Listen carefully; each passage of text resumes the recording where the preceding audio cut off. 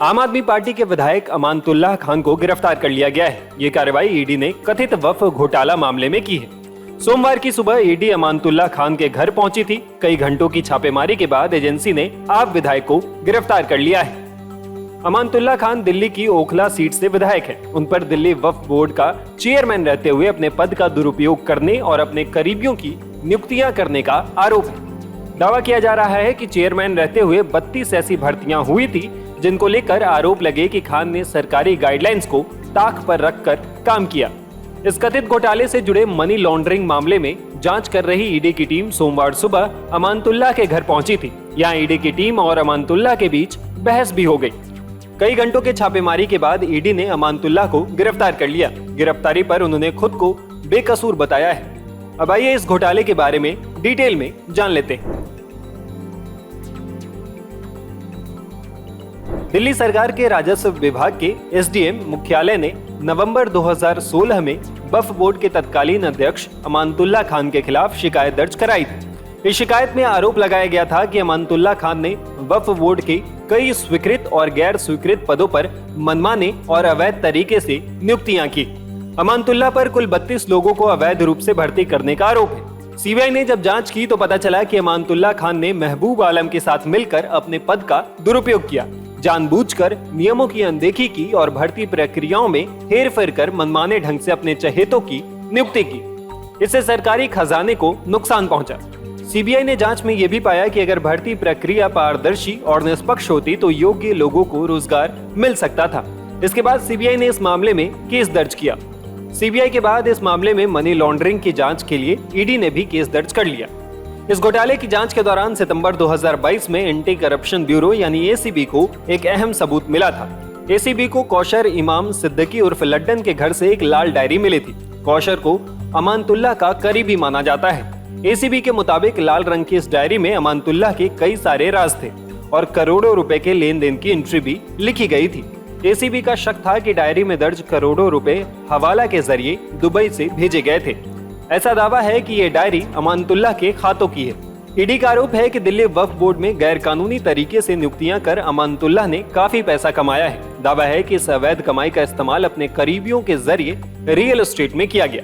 इसी साल मार्च में ओखला इलाके में 36 करोड़ रुपए की प्रॉपर्टी खरीदने के मामले में कोर्ट ने उनकी अग्रिम जमानत को खारिज कर दी थी। ईडी का आरोप है कि चेयरमैन रहते हुए अमानतुल्लाह ने 100 करोड़ रुपए की वक्फ संपत्तियों को अवैध रूप से लीज पर दिया और वक्फ बोर्ड में 32 संविदा कर्मचारियों को नियुक्त किया। फिलहाल अमानतुल्लाह खान ईडी की गिरफ्त में है। जब सोमवार सुबह उनके घर ईडी पहुंची तो उन्होंने इस मामले को लेकर एक वीडियो भी जारी किया। इसमें उन्होंने कहा कि 2016 से चल रहा ये मुकदमा पूरी तरह से फर्जी है। अस्सलाम वालेकुम। देखिए, आज जो है अभी ईडी मेरे घर सर्च वारंट के लिए आई है। 2016 का ये मामला है। सीबीआई ने एफआईआर दर्ज की थी जिसमें ऑलरेडी केस जो है चल रहा है, ट्रायल कोर्ट के अंदर चल रहा है, चार्ज पर बहस हो रही है और उसमें जो है उसके बाद 2022 में एसीबी ने मेरे यहाँ सर्च वारंट किया, मुझे गिरफ्तार किया, जिसमें मैं 10 दिन के अंदर मुझे जो है जमानत हो गई। अब इसी मसले में ईडी ने पिछले साल 10 अक्टूबर को मेरे यहाँ सर्च की है। अब ये मैं इनसे ये जानना चाहता हूं, मैंने पूछा भी अभी इनसे ईडी वालों से कि भाई अब आप क्या सर्च करने के लिए आए हैं। 2 मुकदमों में मुझे जो है दो एजेंसियों के जो केस हैं, सेम केस हैं, उसमें मुझे जमानत मिल चुकी है। अब इसमें आप सर्च कर चुके हो।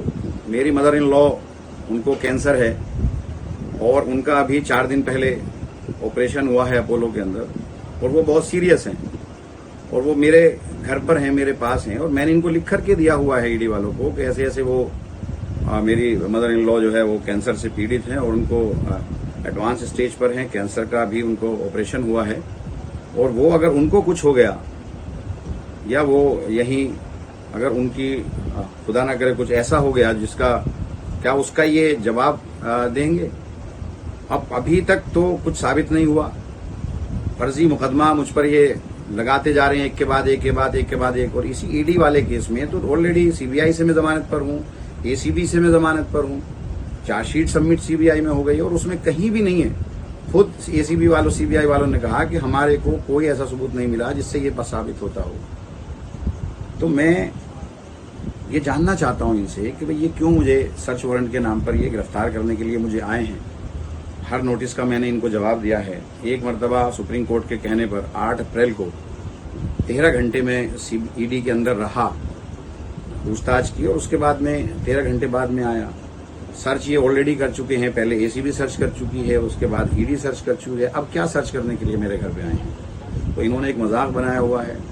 मुझे और मेरी पार्टी को पूरी तरह से खत्म करना चाहते हैं। मुख्यमंत्री एक फर्जी मुकदमे में अंदर जेल में हैं। अभी मनीष सिसोदिया जी जो है 18 महीने में जेल से बाहर आए हैं। संजय सिंह जी 5 साल 5 महीना 18 महीने में मनीष जी आए हैं, 5 महीने में संजय सिंह जी आए हैं। और ऐसे ही जो है अब ये मुझे गिरफ्तार करना चाहते हैं और ये पूरी तरह से हमें और हमारी पार्टी को तोड़ना चाहते हैं, झुकाना चाहते हैं, और जो नहीं टूटता उसको ये जेल भेजते हैं। तो मैं आप लोगों से मेरी रिक्वेस्ट है, दरखास्त है, अपील है कि आप जो है संयम बनाकर रखें। और मैं एक वादा और आपसे करता हूं कि जो भी आपके रुके हुए काम हैं, इलाके के काम हैं, डेवलपमेंट के काम हैं, मैं जानता हूं आप लोग तकलीफ में हैं, लेकिन क्योंकि मैं इन सब चीज़ों में पूरी तरह से इन लोगों ने मुझे फंसाया हुआ है, जिसकी वजह से कुछ काम लेट हुए हैं, लेकिन मेरी टीम, मेरे घर के लोग और मेरी पार्टी के लोग, मेरी सरकार आपका एक एक काम कराएंगे। और हमने कुछ गलत काम नहीं किया, इसलिए मुझे कोई खौफ और डर भी नहीं है। बस अफसोस है कि आज मेरी मदर इन लॉ यहाँ पर मेरे पास बेड में जिंदगी और मौत की लड़ाई लड़ रही हैं। ये लोग सर्च वारंट के नाम पर मेरे घर में आए हैं, जो ऑलरेडी ये 2022 में सर्च कर चुके हैं। शुक्रिया।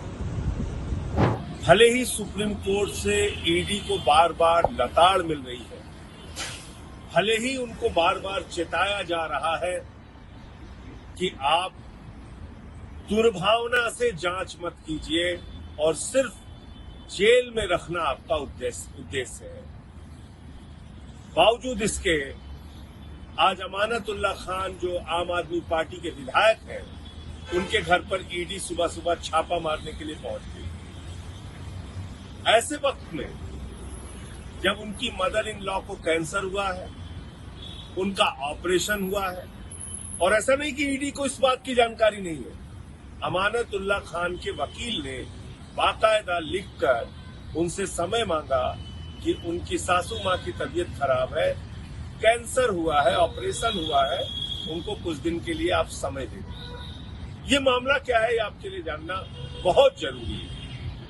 जिस मामले में ईडी सुबह सुबह इतनी सक्रियता के साथ धावा बोल रही है, दरअसल 2016 में सीबीआई ने एक मामला दर्ज किया। 6 साल की लंबी जांच के बाद सीबीआई ने कहा अमानतुल्लाह खान ने कोई रिश्वतखोरी नहीं की, किसी भी प्रकार का आर्थिक अपराध नहीं किया, उनको गिरफ्तार भी नहीं किया सीबीआई ने। 2022 में उन्होंने फाइनल चार्जशीट दाखिल कर दी, और उसी मामले में जिसमें सीबीआई ने पर्चा दर्ज किया था, पहले एसीबी ने पर्चा दर्ज किया, फिर ईडी ने पर्चा दर्ज किया 2020 के अंदर। और मजेदार बात यह है कि एसीबी ने अमानतुल्लाह खान को गिरफ्तार भी किया। गिरफ्तार करने के बाद उनको जब जमानत मिली, उसमें भी ये कहा गया कि अमानतुल्लाह खान के खिलाफ रिश्वतखोरी के, भ्रष्टाचार के कोई सबूत नहीं है।